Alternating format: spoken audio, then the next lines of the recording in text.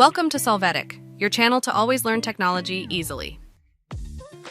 Below in the description, you will find useful links we used in this video.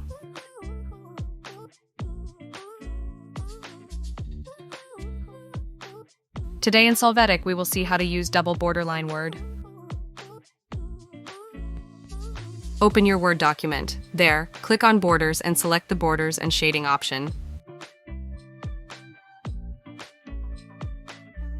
In this window, go to the Page Border tab and check the box option.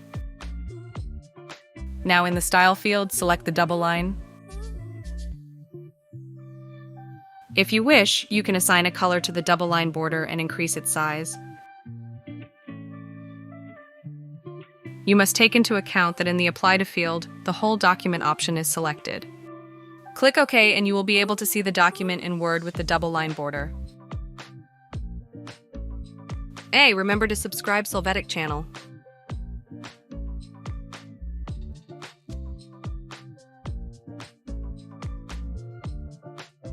We hope it has been helpful for you. Here are links to watch more videos of your interest and subscribe to the Solvetic channel. Thank you.